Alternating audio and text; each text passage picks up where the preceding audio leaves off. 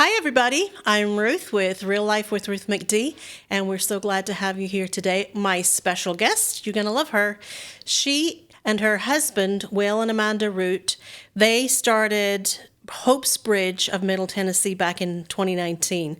And it was designed as a referral ministry to help alternative families whose children were being removed from their home and placed into state custody. Their desire is to bring orphan care back to God's design. I love that. Oh, thank you. And it starts in the church for vulnerable and displaced people around them, especially the children. And I just love the concept. I have walked with Amanda now for a couple of years probably, and she and her husband do a tremendous job in helping children, whether it's just some relief in the home, foster care, moving into adoption, the broad spectrum, everything in between as well. There's a lot in between, actually. And so we're going to talk about that today. So Amanda, thank you for coming and being with me today. Thank you for having me. It's my pleasure. Yeah. We get along. So if you see any strange movements that might happen under the table, yeah, you're probably seeing something like that. But Amanda and her husband are super people. We love you guys, Oh, and you thank do a you. tremendous job. And until I ran into her, just didn't run in. We had a mutual friend, but until I met Amanda, I had no idea that there was an option to foster care and adoption through the state of, well, we're in Tennessee, but other states as well. And it just rocked my world. And I learned a lot from you as well about the processes and how everything works or doesn't work. And I'd heard a lot of things over the years about issues with foster care. And so we've been able to get those thoughts ironed out so that they're straight and I know what is going on. And I do know that my thinking and what I have learned over the years is that if you can give a child back to the family and they have had some healing and they've had some counseling and coaching and some help, that is so much better for the child than having them go through the state care. Once they get in, they get locked up for a period of time. Oh, I don't mean locked up behind bars, but the system gets hold of them and doesn't release them for a period of time. And so this option is available. You guys are literally changing the way children are being raised and how that whole thing is operating. Give us an idea. We're going to go back to who you are and why you're here and all that good stuff. But give us an idea. Can you give us a story of how your ministry works with one of the children that you've dealt with, or parents, or you just figure it out? Yeah, of course. Yeah. So, we started out being just a referral ministry, and we were kind of working with DCS at the beginning to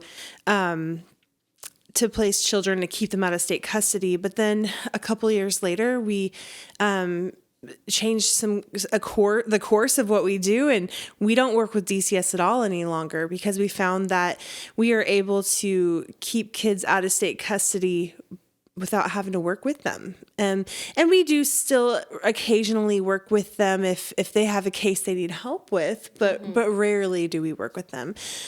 So yeah, a couple of different ways. So I'll just talk a little bit about our short-term care is care for kids up to, we say 30 days, but usually it's around 10. And during that time, You're talking about brand new babies. yeah, usually brand new babies, mamas who are coming off the street who need to detox because, they're going into a program or the program needs them to detox for a little bit. And so we will help, our families will step in and take care of these babies while mom's detoxing. And then we reunite the mom and the baby, and the mom goes on to the next leg of her program. It's beautiful. Wow. Yeah. So I did not know about the baby thing. That was really cool. Yeah. So when you're talking about the mom has to detox, how long then would you have that baby? Usually, like I said, usually up to 30 days, but on the typical, we've seen it be around 10 to 12 days.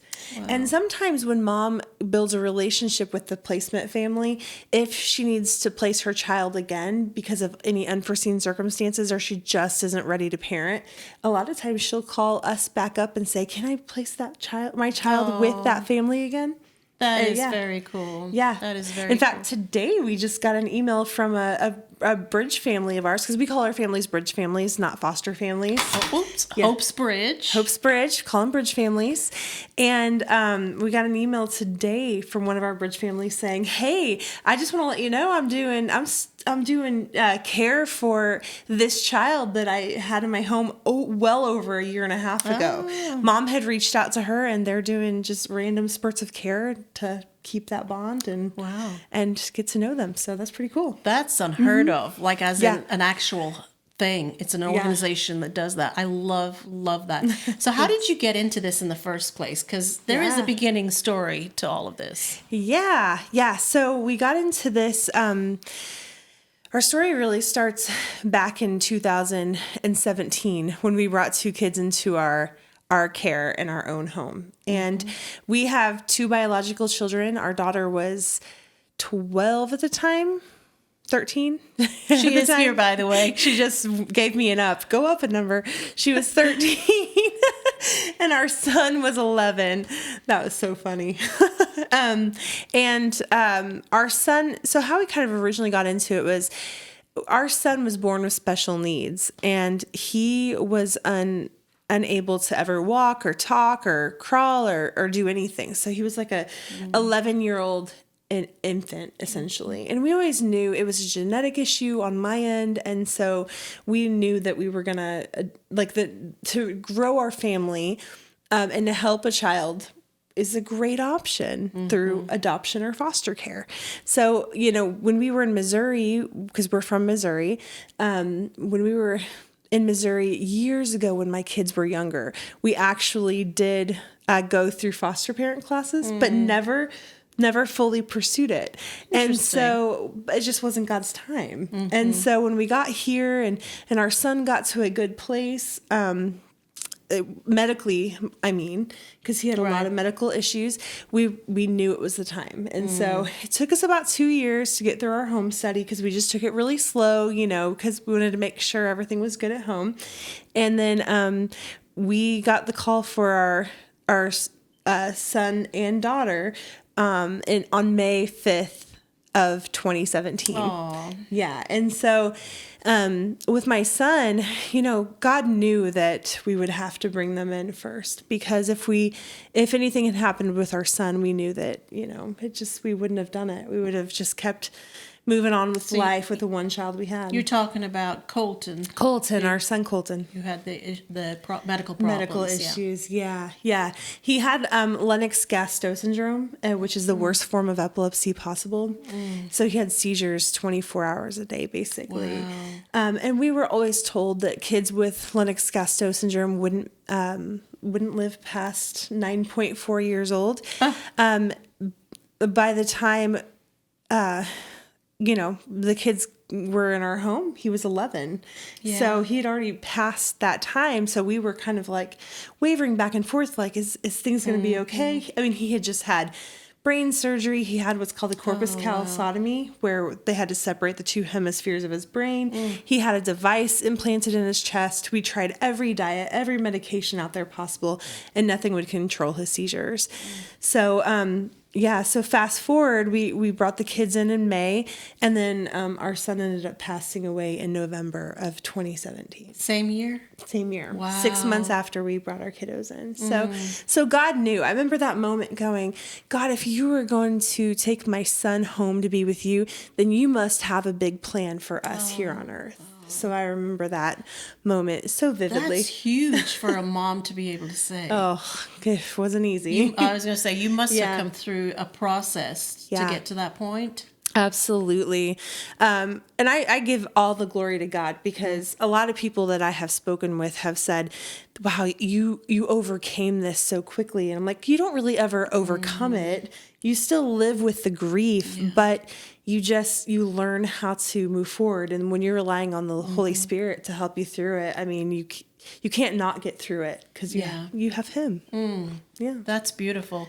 Yeah. We probably have some parents out there who have lost a child, and it's one of the most cruel things, I think, in the process of life. Yeah. it's the wrong way, you know? Yeah. The children are supposed to lose their parents, not the Yeah. other way. Absolutely. What did you do during that time? Because, have not experienced that with an actual child. I lost a baby in utero, but to have lost a child that has already been part of your life for so long. Yeah. He was 12 when he passed. Yeah. So, yeah. How did you deal with that? I mean, did you go through the process of being angry at God and a lot of questioning and... Yeah. Yeah. I look back at that time and I just remember being not angry at God, but questioning God. Like, why? Like, he was my comfort. Colton was I always called him my security blanket. When I was in an awkward situation, I'm holding Colton. I'm good, and so he was everything to our family. I mean, he was just wonderful. So, grieving hit so differently to different people. Like it comes in waves, and some grieve shorter, some grieve longer. I felt like I grieved slowly, but it wasn't in a way that impacted my day-to-day life. I took up boxing and counseling. Quite the combo right there. Right? Boxing was a lifesaver for me. That is awesome. You hear about people being told, go box, learn how to box. It'll take care of your frustrations. It does. It does. So whatever your problem is, people, take up boxing. That's right. I got a few things I could take up boxing for, but that's not what this show is about. Oh, yes. Boxing is great. Were you good? Were you good at boxing? Yes, surprisingly. I think. I mean, I still have a long way to go to learn, but I never got in the ring with anybody, but that bag sure took some hits. No, it was fun. How many people are thinking about that, though, as part of the grieving process, is going out and hitting a bag in a studio or I don't know what they call them, our producers here. Brandon, what do you call that place where you go and box? A gym? A gym? A boxing Is it gym? that simple? I could ask you were there.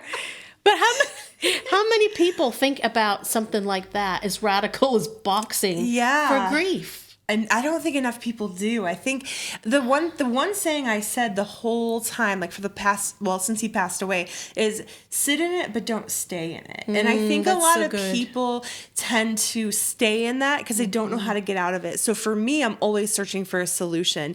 And when I found boxing, that was my solution to help me get through it. Mm-hmm. That is so interesting. And so many times, we think we just have to go through it. But there are things that we can add ourselves. Yeah. And it's not always prayer. Prayer is good, but sometimes you don't want to pray when you lose someone so special. Yeah. It's hard. Not that you're blaming God, like, you talked about, but I've been in situations as well where it's like, not today. I love you, Lord, but I need a break. I know it doesn't even make sense. But there are times that we're being kept alive on what our experiences have been with the Lord.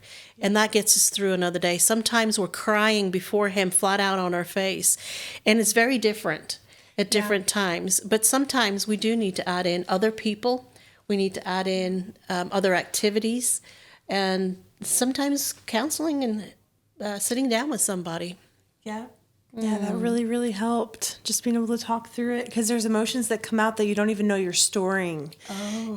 And sometimes it manifests in the way that you sit. I remember I sat a lot of times with my shoulders forward because I was like, I'm carrying it all right up here. Mm-hmm. But and going through counseling really helped me see that. Like, okay, let's work on your physical body because that will help kind of get some of that out. So I think that's why I really took up boxing, was like, okay, I got to get this out of me. Yeah. So now, of course, you'd brought in 2 kids to your home. Yes. In the middle of your son being so sick and passing. Yes. And then you had already had a daughter who grew up with your son. Yeah. I'm just curious, were you thinking that, okay, I'm just going to take care of my children, I've got to take care of me and my husband, Yeah. And here you are thinking about other children in the middle of all of that. How did that come about? Yeah. How'd that come about? Well, I'll actually tell you a story prior to how we got into Hope's Bridge, because I just remember this moment. It was about 6 months after our son had passed. And I want to tell you, I did not handle things gracefully. Like none of it was always, ever just perfect and roses and rainbows. I just, because I took up boxing, grief comes in waves. And I just remember this moment in April of 2018, and I in the middle of being a grieving mom, I also had a child that came from trauma. I mean, our daughter, who was 12 and a half months old when we got her, had been through so much trauma. I mean, she lived in a drug motel her first year of life. Oh, wow. And her, she came into our household, and she was so self-sufficient because she was forced to be when she was a baby. And so she'd come in and she didn't want mom. She didn't want any female support because, her mom was her abuser. Mm-hmm. So that was really difficult for me as a mom, as a nurturer. Mm-hmm. That was so hard. And I remember she would not allow us to be in the same room with her when she would eat. We'd have to put her in a high chair in a completely separate room. And I remember this one day, it was in April of 2018, where I was determined.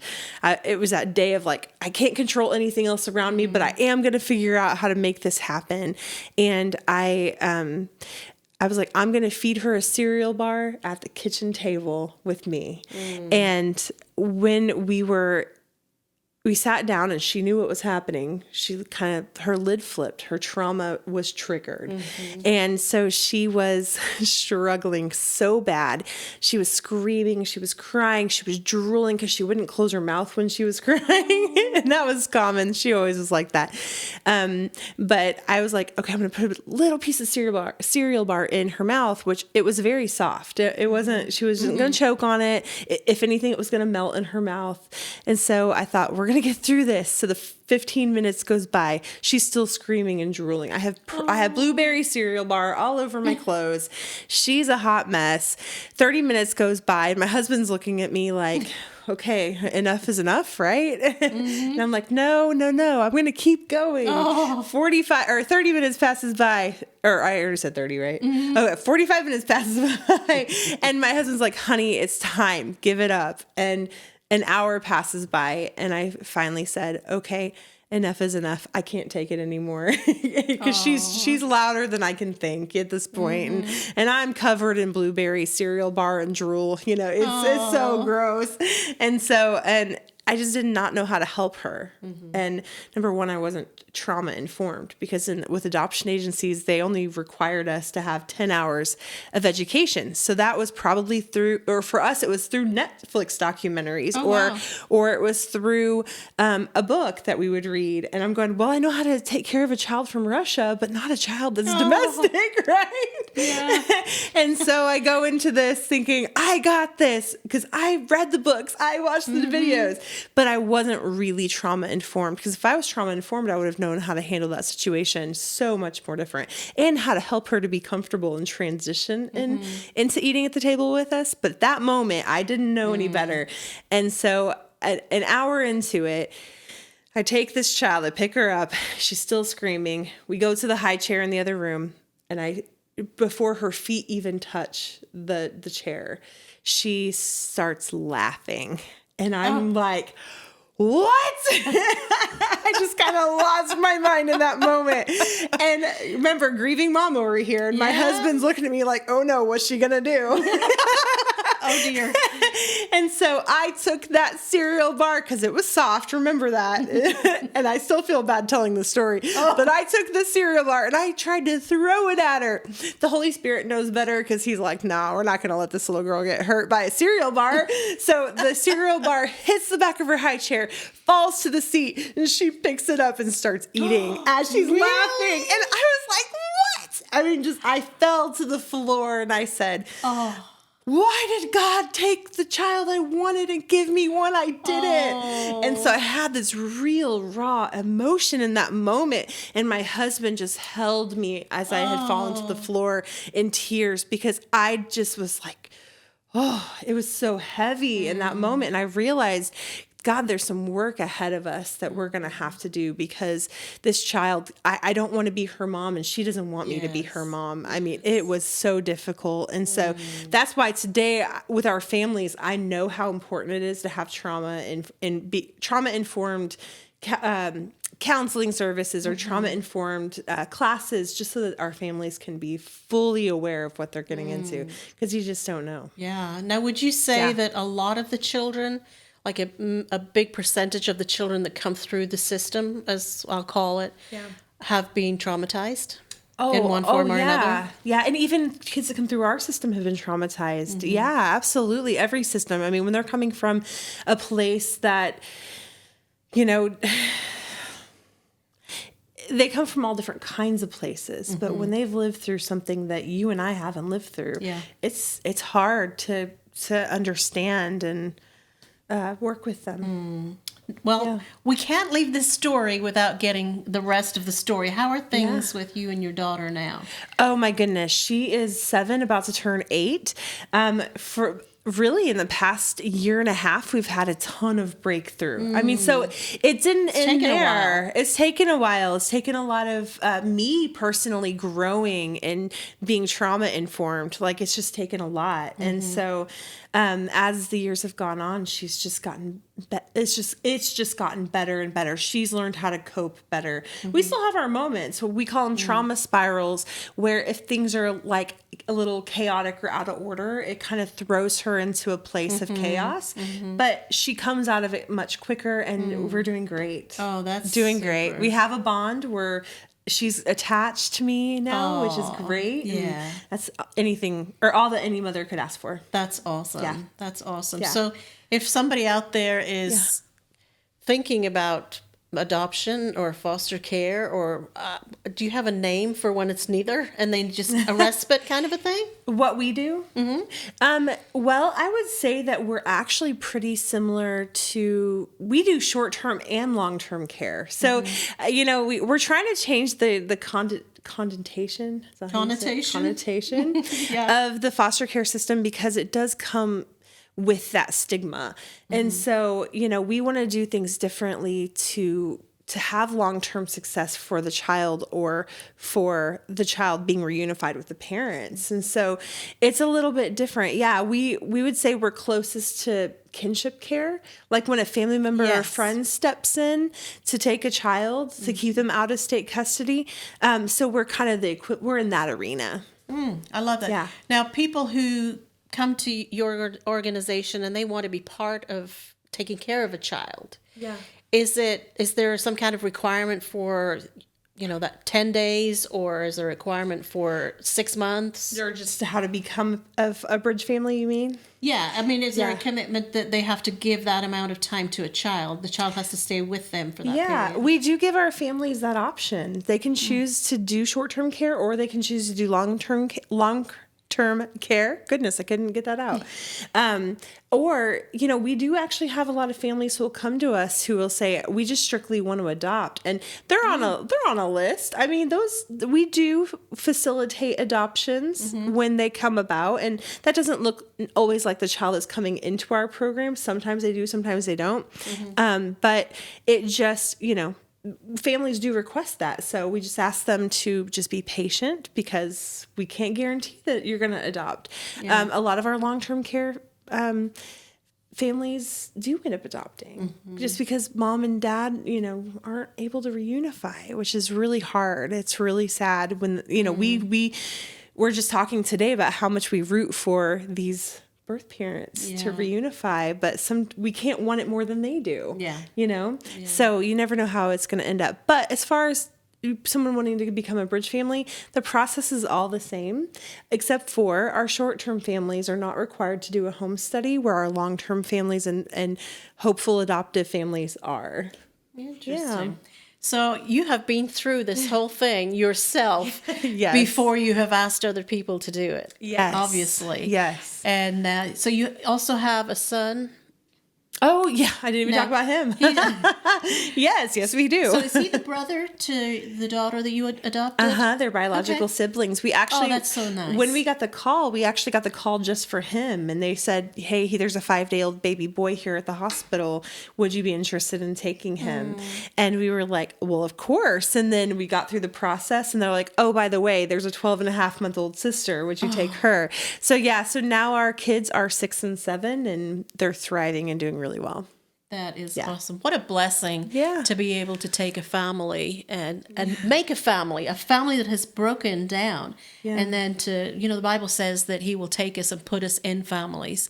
And the church has a big responsibility for that, which I'm not Yes. sure that We will we're get living up into. to it. But we will talk about that. But you told me a story. I'm hoping you can tell it if it's okay, about, I think it was one of your first clients that you had, where there had been a death in the family and the people who were going to take care of them could not get there quick enough. Oh. Can you are you able to share that Hold on, I'm trying to go without back and names? think. The 2-year-old. This is what prompted our short-term care program. Oh. Yeah. Yes.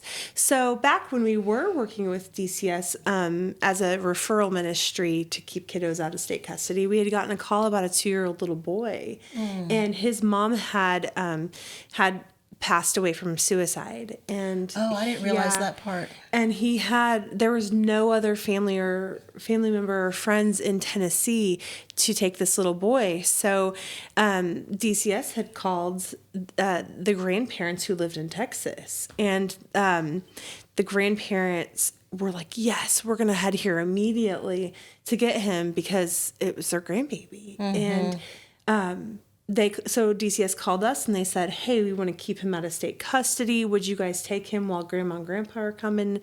They're on their way right now. They should be here tomorrow. So it's really going to be an overnight stay. We're like, absolutely. We don't want to have to go through that process of him being in state custody. So let's talk about that for just a second. If he was taken into state custody, what would that do to the timeline of the grandparents being able to pick him up? A minimum of 6 months pre-COVID. After Wow. COVID, it definitely extended. And so, because what that looks like is there's a process called the ICPC process. Don't ask me what that stands for because I can't remember. But it's basically judge overseeing the kids going to another state, but there's so much red tape involved, and there's there's 2 judicial systems that have to connect and talk, and that doesn't go well when you have 2 very busy, very full systems who their main requirement is to take care of kids that are in state custody, not trying to get them out of their custody Yeah. into another state. So yeah, you're looking at a minimum of 6 months, which means the child has already endured trauma from mom. And then the child is now going to endure trauma from not going with someone they already have a familial bond with. And that's the grandparents. And so, yeah, so we were like, okay, yes, we want to put this child into our care, let him stay overnight with one of our families. Grandma and grandpa will be here tomorrow. And we had everything lined up. And then DCS called back and they said, you know what? We don't know how to file this paperwork to make this happen, and we're gonna have to put him in state custody. No. And I was like, what? And so that began my journey with our short-term care program. So now, if the same thing were to happen again, that child could go to one of your families and the grandparents could leisurely drive up and take Leisurely. their child Yes, back. yes. Isn't that crazy? So crazy. Red tape. That's So what crazy. that's what we call it, right? It's red tape, a lot of money being shifted around. I mean, there's so much to it, so many politics with it. yeah. Yeah. Yeah. So tell us a little bit about what your day looks like if you're having a busy day with children and parents. Just give us an idea, and it doesn't have to be a day, but give us an idea of where these parents come from, the background some of the children are coming from, or some stories or testimonies. It's funny as you say busy day, and to be honest, usually a busy day happens when I'm out of town. That's when all the calls come in for our staff. It's kind of funny. No, a busy day for us really looks like especially at the beginning when we get a child that's placed into our care, then we're really making all the phone calls, working out logistics, doing creating plans, trying to figure out how reunification is going to look for this birth parent, making sure we have all the parents, contacted or trying to contact everyone involved. It's so busy. It's a lot in one, it's not even just one day. It's like it can go on for weeks. I mean, it's crazy. Well, I'm sure. Do you have to track the kids as well throughout? Yeah, we do track them. We're with them monthly. We talk with their placement family a lot, especially during those first couple of months. And then we usually go to visiting with them once a month just to lay eyes on the children, make sure they're okay, and help meet any needs for the family, the placement family that we can. And then there's also working with the birth parents. Usually it's crazy, working with the birth parents is usually a lot more work than working with the children. And kids, some of our kiddos have a lot of needs, but our bridge families have been so good at being equipped at meeting the needs for the children, so we can be free to work with birth parents. So where did these children come from? Yeah, all over the place. We were placing a lot of children from East Tennessee for a while. It was really crazy. But yeah, it just depends on the situation. One mom that came to us, I'll tell you this really precious story just recently. Actually, this happened a few months ago.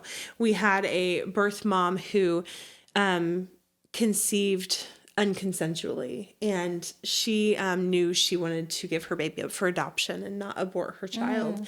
So she was talking with the hospital social worker and trying to figure out what she wanted to do. And the day we got the call, the baby wasn't even 12 hours old. Oh. 12 hours. We're like, this be still my heart.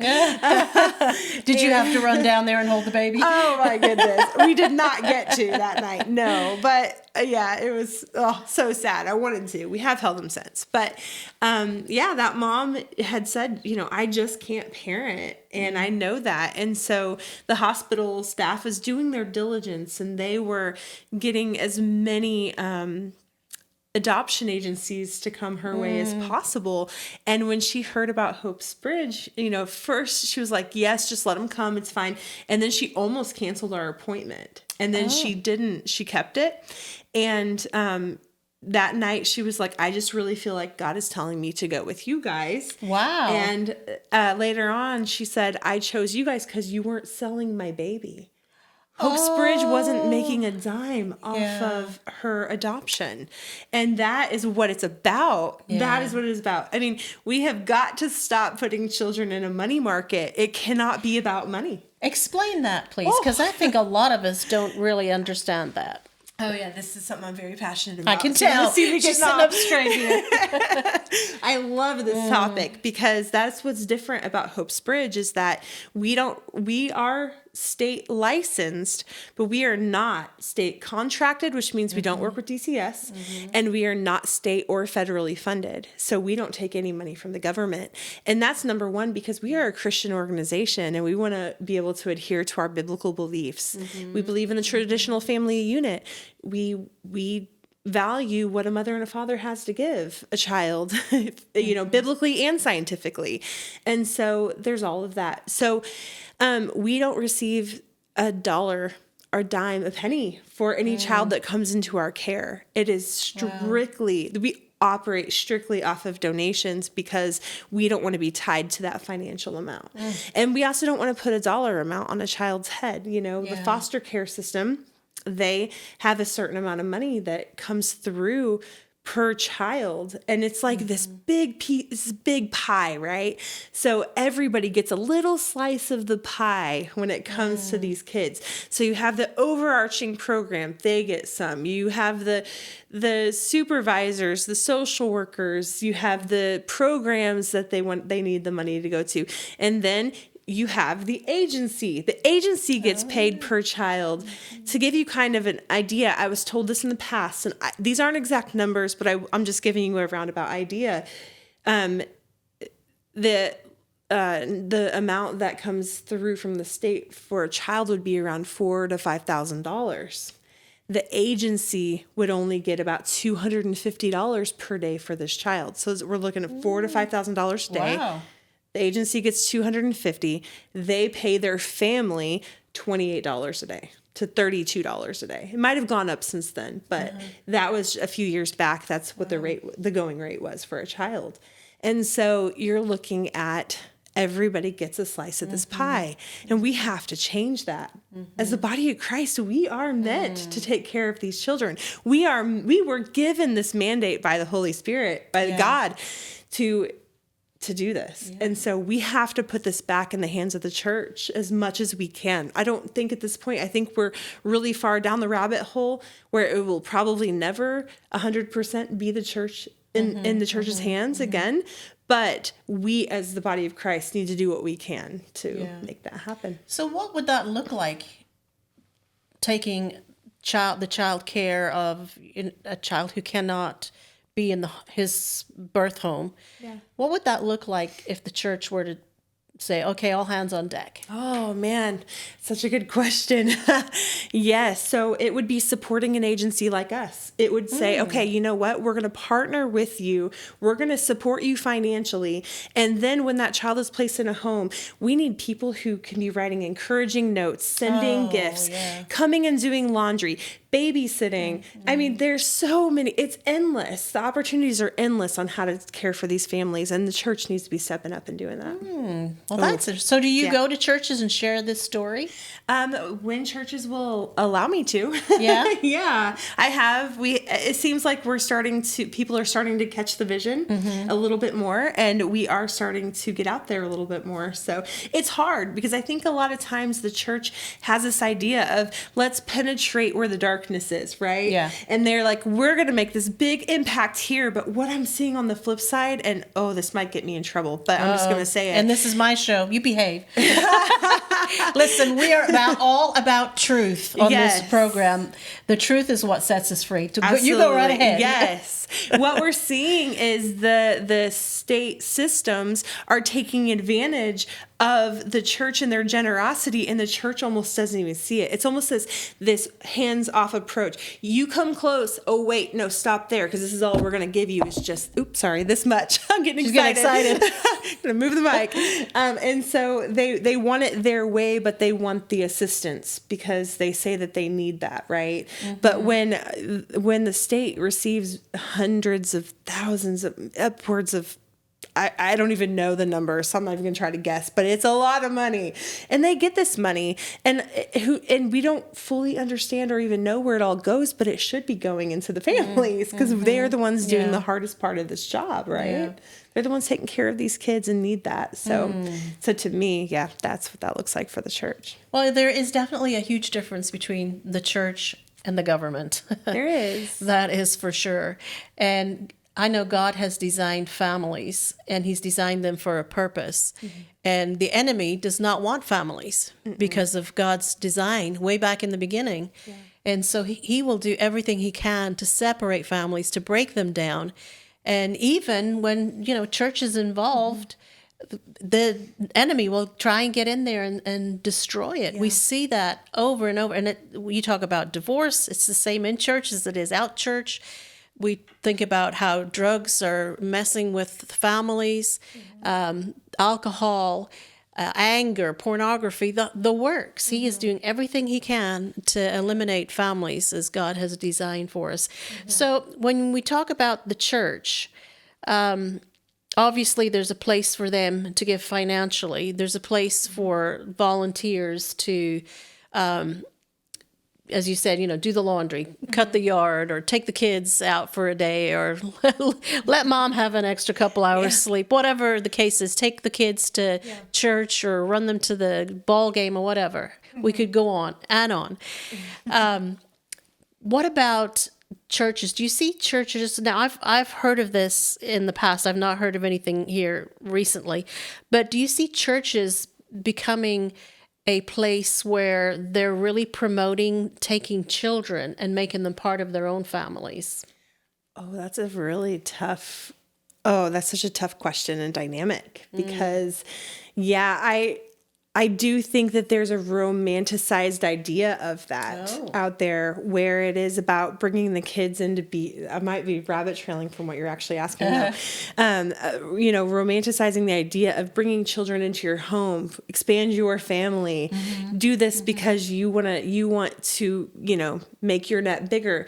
But what I think the church, where they fall short at is understanding that you're not doing this necessarily for your own family. You're doing this for that child, right? And I don't think that what I have personally seen, I haven't seen a good job being done of that. Yeah. Does that make sense? Yeah. Is that the question you were asking? No, but that's okay. It was pretty much it as to, the churches take it on. I hate to say this word, but you're saying that. Take it on as a project more than an actual, okay, if you love children and you want to adopt, then you should. But if you don't feel that way, then you shouldn't.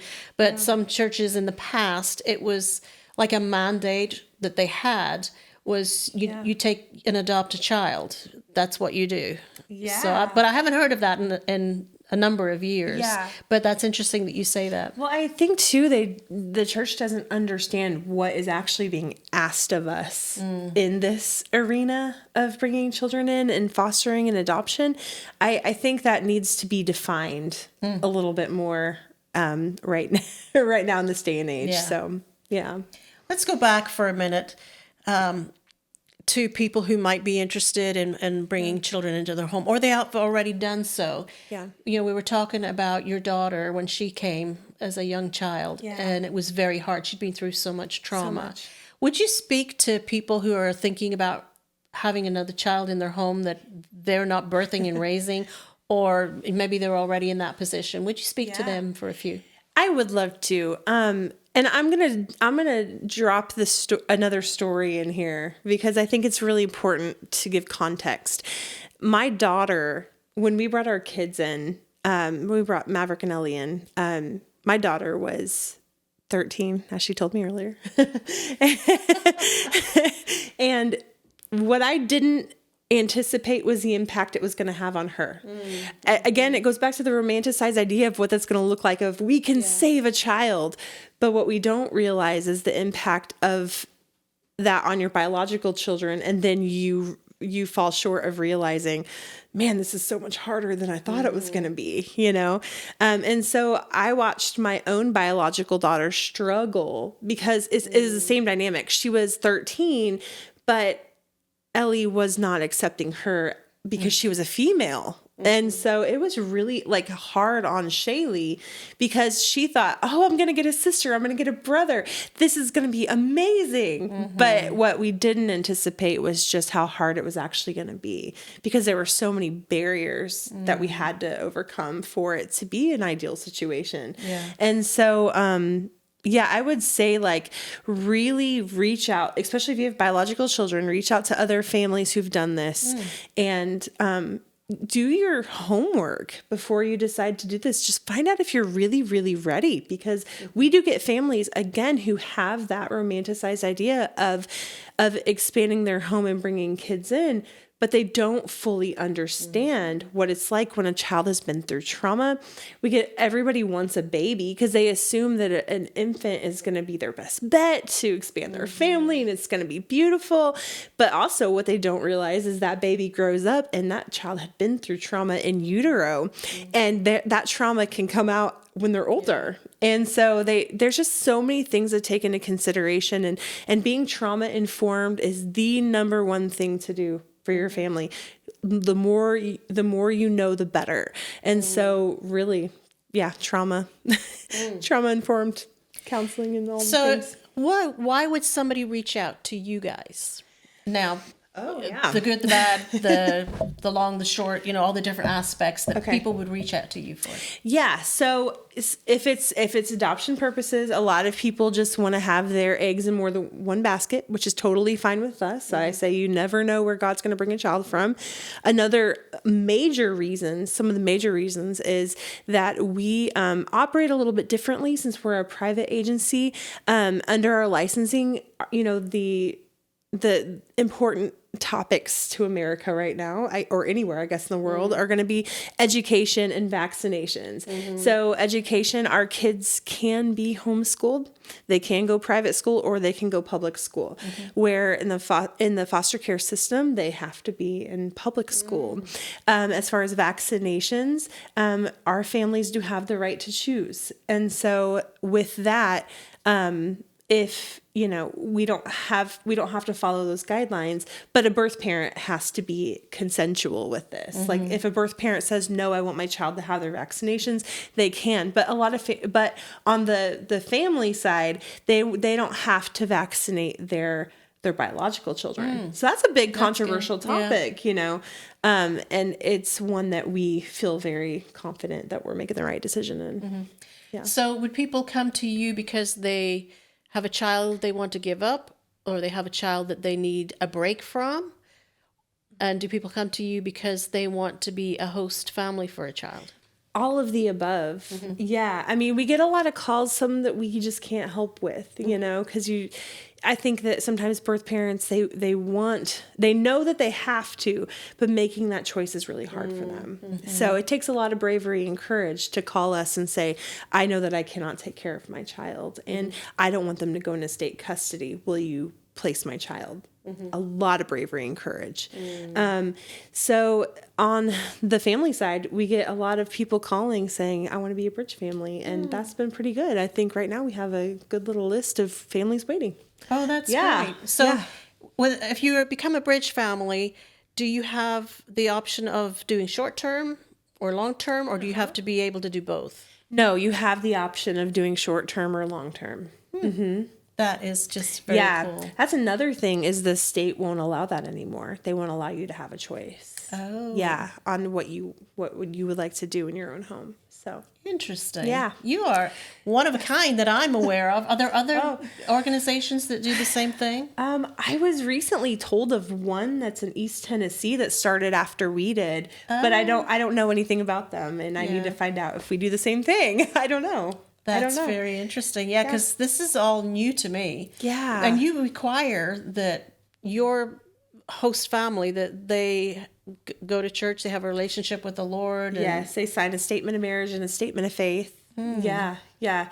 And just recently we've implemented, and this I absolutely love, and we're getting ready to implement it. We're trying to get funding for it right now, but there's this thing called the Diana Screen, and the Diana Screen is, I told you about this, right? Yeah, it's got a 79% success rate of identifying markers of sexual abusers. So we want to make sure that our families are top notch and above what the state requires, because we want to know, does this person exhibit behaviors that would go towards inappropriate touching of a child, because we don't want that to happen in our care. So so we're getting ready to also implement that. That is big great. Things. Yeah. That's going to bring some comfort to some of these parents that are letting their children go. Yeah. Because it's crazy in this world anymore. It's so crazy. It is. And you guys do a lot to like background checks. And of course, you're getting ready to implement that, and interviews and things like that to make sure that you are getting people who are quality people. And that's a big deal. Yeah. That is a big deal. And we really take pride in having relationships with our families too, to really know them a little bit on a deeper level. So it's just not so surface. Some families will let us in a little more than others, but we try to make sure that we're always there and present and available, and that they know that they can call us for anything. And so, do you guys give things to the families when the child arrives? Like, you're looking at babies, diapers or strollers or cribs or toys or anything like that, sheets, clothes. Yes, we do. We have what's called, what was called, that we're getting ready to re-implement, is called the First 48. And that is where we will help provide all the needs for the first 48 hours, but we actually go way above and beyond that too. So we have a resource coordinator. Her name is Shelby. She's sitting right behind the camera. And Shelby will meet make sure that each family, each child has needs that are being met, whether that's clothing, diapers, wipes. It could be counseling services. It could be, that's good. it could be anything. So yeah, we do our best to walk with the family and make sure that they're covered in their time of placement. Well, give us one more quick story, if you can, real quick. One more quick story. Well, while you're thinking, how do people connect with you? Yeah. If they're hearing something and it's just really tugging at their heart, how can they connect with you if it's, well, they're on either side of the coin, whether they're interested Yeah. in giving a baby up or they know someone who wants to, Yeah. or if they want to be a host family, how do they connect with you? Yeah, just connect with us through either our website at www.hopesbridgetn.com or look us up on Google as Hopesbridge of Middle Tennessee, and you can call us and our staff will, will answer the phone or call you back. And so, yes, we have those two ways. You can find us on social media. We're on Facebook and Instagram. And am I missing anything? No? We're good? Yeah. Well, we're just about out of time. Yeah. So if you want to hear another story, you're going to have to connect with them. Please, because I couldn't think of one. go to one of the places, go to their website and check out. They are doing a tremendous work and helping a lot of kids. And they're also reaching out to the parents. There are parents who want children. Maybe they haven't been able to have children, or they want to add and they want to give more of what the Lord has given them. And they are blessing those families as well by putting the kids in there. And they do continue to go on and reach out to the families and the children that are placed. But thank you so much for being welcome. here. This has been great. Yeah. You guys are doing a tremendous you. work. And be sure and connect with them. You all have a great week. We love you. Be blessed, and we'll see you next time.